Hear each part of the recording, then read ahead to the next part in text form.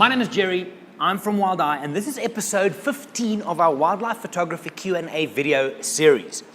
Now, before we all get carried away again, the ethics on wildlife photography video, thank you so much. The feedback has been amazing, and Marlon and I literally just shared our thoughts, something we're very passionate about, so it's great to know that a lot of you out there feel the same.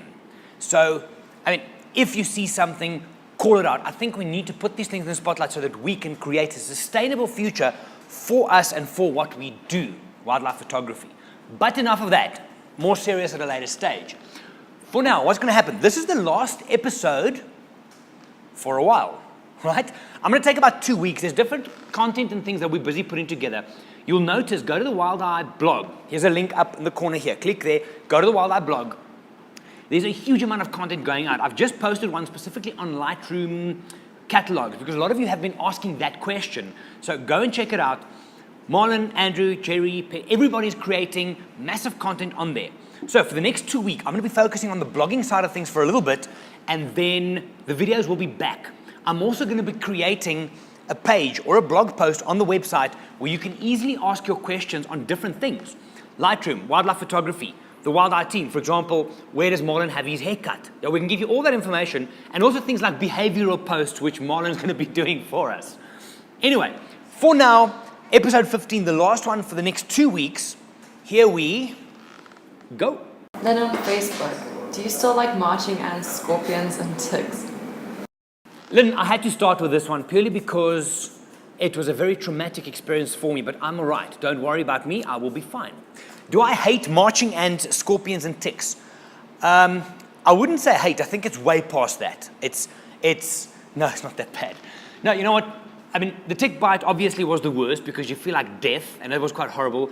The ants, as they took over, this is still a story. I think, Penny, we need to do a blog on this, on the ant night, the night of the ant, yeah? The ants took over my tent. It was absolutely horrible, and you feel very helpless. So if I had to choose out of those three which one to take again, I'll probably take a scorpion sting again. But do I hate them? Nah, it's part of the game, huh? Amanda on Facebook. Some people rush out and buy the latest gear, only to sell it again, realizing they are out of their depth. Do you increase your camera body as you evolve as a photographer? Mandy, I decided to take your question because you and I have discussed it on a couple of situations and occasions, but also it's something that many people ask and many people, I think, are still doing wrong. When should you upgrade your camera? The answer is not when a new one is released. You shouldn't be chasing tech. You're going to lose that game. You should, when you get to a certain stage where you find that your technical and creative vision, what you want to try and do with your images, cannot keep up or runs away from your tech that you have available in your camera, that's when you need to start looking at upgrading. Obviously, if it breaks or it gets stolen or whatever, yes, get the best one that you can. But upgrading for the sake of upgrading is going to put you in a downward spiral. You're not going to win that game. Yeah?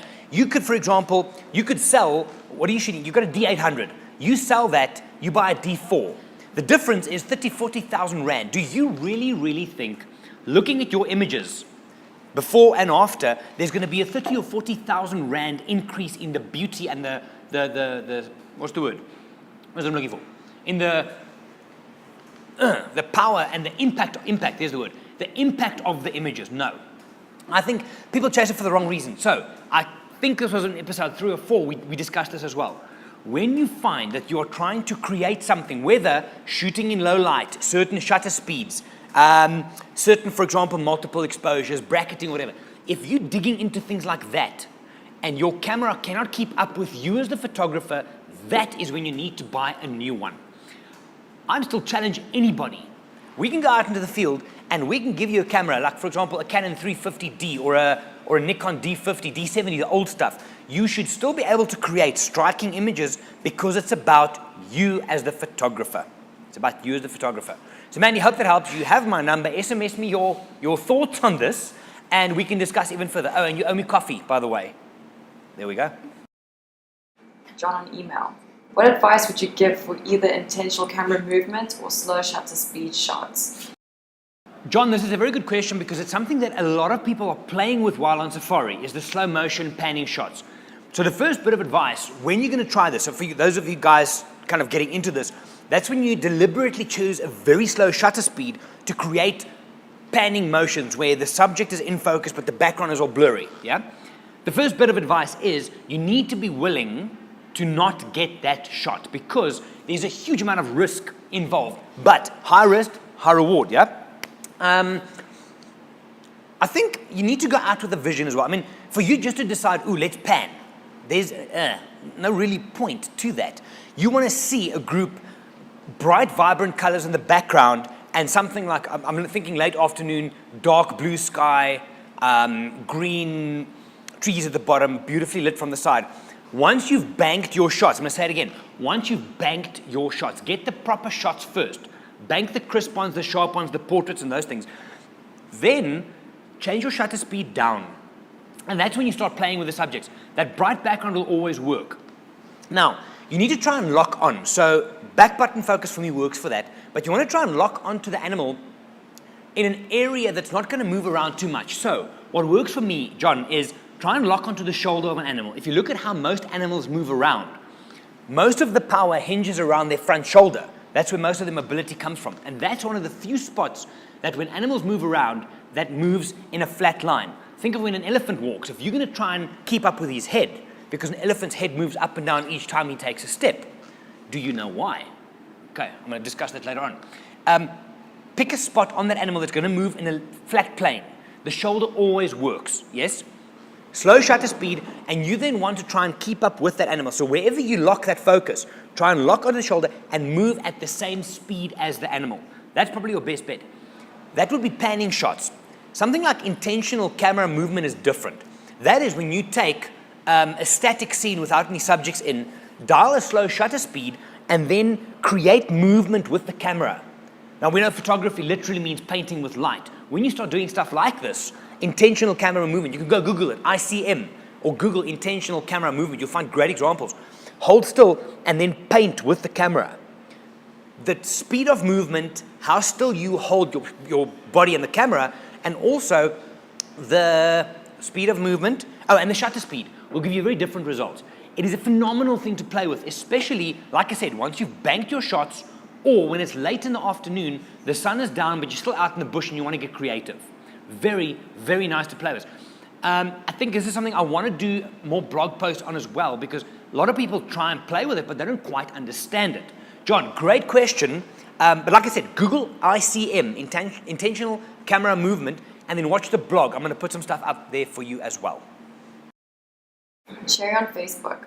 What aspect ratio do you set your camera when going on a safari?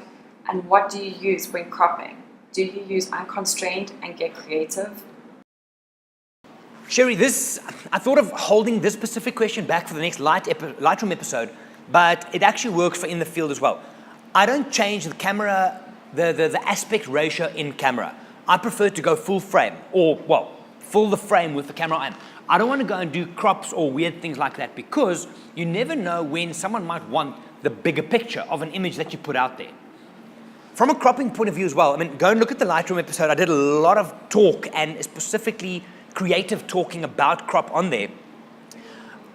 I try and stick as much as possible to standard ratios. For example, as shot in Lightroom now, yes? Or something like a 16:9. I think a lot of people shoot themselves in the foot with cropping, and they try and get too creative.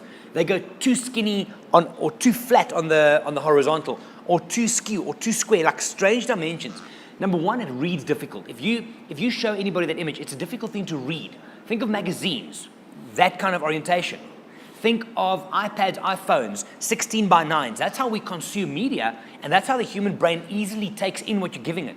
So for you to go and crop in very strange things, look, there's a time and a place to break the rules. I'm all for that. But don't get too creative with your cropping. Sure, coming from me, that sounds wrong. Do get creative, but just think of where it's going as well. I mean, if you want to get published in a magazine, or a digital magazine even, a long, skinny-ass picture that does this, they're going to struggle to find a spot for that. So for me, I always try and stay as shot. I will then either lock the orientation, play around with it, or then 16:9, which enhances the visual energy from side to side in the frame if the content speaks to me in that way. Hope that helps. But like I said, check out the Lightroom episode. I think it was episode 13. Yeah, I'll link it up here for you.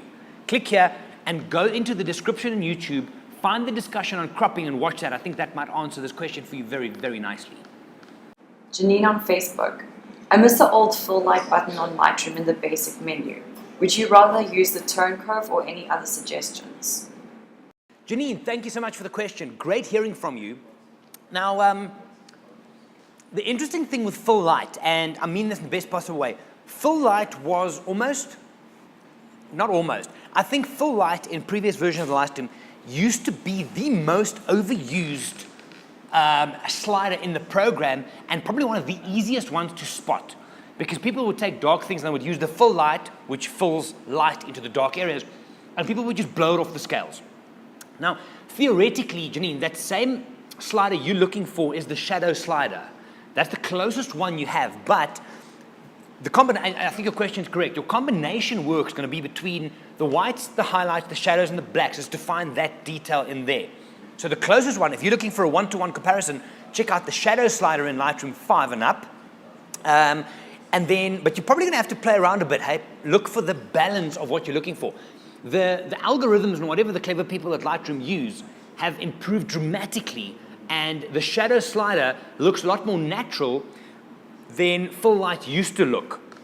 Now again, this is another question I thought I might keep back for the upcoming, I'm going to do more Lightroom episodes because you guys asked for it.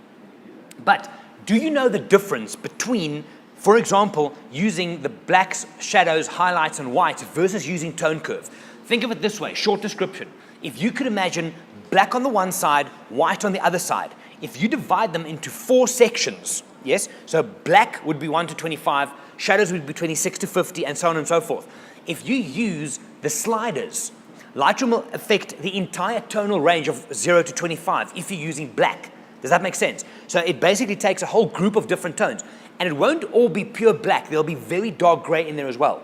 When you use the tone curve tool underneath, and you use I call it the little elevator button, where you can select a specific tone, it's not the entire grouping of blacks or shadows. You're then working very, very specifically. So I would start global. I would go in, work with the 4 sliders first, and if you then still have tonal or contrast issues, then dive deeper and then go and use the tone curve to isolate a specific. Then you're not working 0 to 25 like a black slider. Then you could only be working number 11 or number 12 of that tonal range. Does that make sense? Read the blog. Go and search Lightroom on the Wild Eye site. You're going to find a lot of blogs, and I think, we produce so much content, I can't even keep track of it. Yeah? What is it called? A humble brag. Yeah, we do a lot of content. Go and check the website. There's a lot of stuff, and I think black and white points, I do cover this. If not, you know what to do. Ask me the question for the Lightroom episode, and I will break that down. The 4 sliders, blacks, highlights, whites, and shadows versus tone curve. Yeah? Same thing. One just digs a little bit deeper, which could be nice. Janine, hope that helps, and hope family is doing well on that side. Brian on Facebook. I just got home from the Mara last week, and going over my pictures, I have noticed a piece of grass right in front of the lion's face. I was wondering how I can delete the grass in his face. Is there a program I can download or anything I can do? Okay, Brian, sure. What's the easiest way to do this? Don't get discouraged with this answer, and I'm not being negative, but don't even worry about it. If you're going to start going down the road of trying to remove grass and leaves and all kinds of other stuff from in front of your animals, you're going to get stuck turning into a Photoshop nerd, a geek that sits behind a computer, and your results are not going to be great. Now, wildlife photography is this. You can only shoot what you see. If you were in the field, you saw that grass. You might not have reacted or changed anything because of it, but it was in your frame. Yeah? Yes, you can take it out. You can go and use Lightroom, for example, the clone and healing tool, and draw dots and brushes and stuff. You can use Photoshop and go the content-aware route. But for me, again, and I mentioned this not once, twice, probably about 50 times in the past, I would shoot what I see, and I don't want to change, in post-processing, the content of my frame. You remove that piece of grass in front of that lion, you've changed the content. And people are going to see that. I would rather, you said you shot this in the Mara with your 75 to 300. I would rather you come back to the Mara with me and we can work specific sightings and make sure. The alternative is, is if you go, when's your next trip, Kruger, Pilansberg, whatever, where you're going, is when you see, be aware when you're looking through your camera, be aware of those little pieces of grass and either incorporate it into the composition because it is possible, or use the technical knowledge of depth of field and how, when you're shooting an animal, a third in front and 2/3 behind of your focus plane will be out of focus. So you can use that knowledge to blur the foreground out and to create very, very interesting images. So, see, it sounds horrible, but I wouldn't even worry about it. Don't toss that image. Throw it away if you don't like the piece of grass. But don't get caught up trying to change your content afterwards. Rather work on your skill in the field, moving around, incorporating that into your images, and then do it. It's something I feel strongly about. I mean, there's so many people putting out these beautiful, clean images, but you can see they've worked it. They've cropped out things and blurred out things and so on. Keep it real out in the field, and it's going to make your post-processing a hell of a lot easier.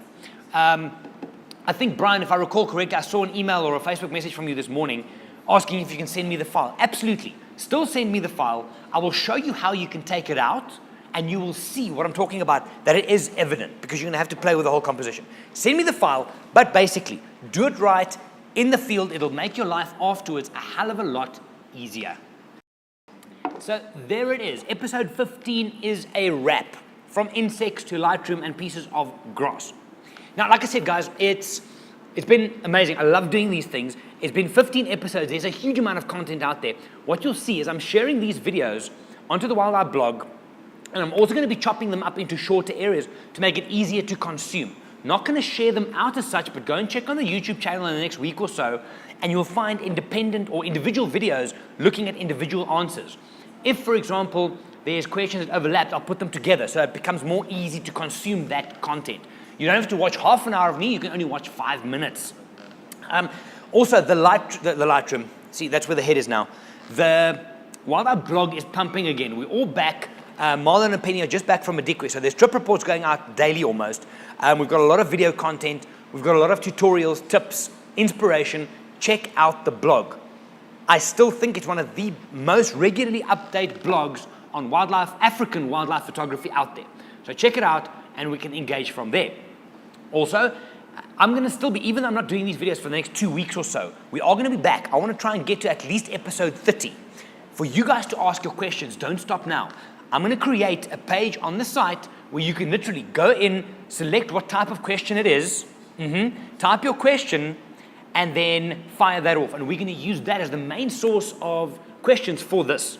I'm going to pull some of the other guys in more and more. Marlon is writing some behavioral blog posts every Wednesday. So if you have animal behavior questions, we're going deeper. Throw those at us as well. But make sure you stay tuned on social. Instagram, Twitter, Facebook, what else? Pinterest, I'm kind of getting back into a little bit because there's some traffic in there. But if you want to get hold of me, go to Instagram. It is right now the best place for you to be from a social media point of view. Phenomenal interaction and without the noise of Facebook. We'll still be on there, but hit me up on Instagram. Here's the details down here. Yeah? Hit me up on Instagram and let's keep sharing on that side. I think that's all I have for you for today. That's episode 15 in the bag.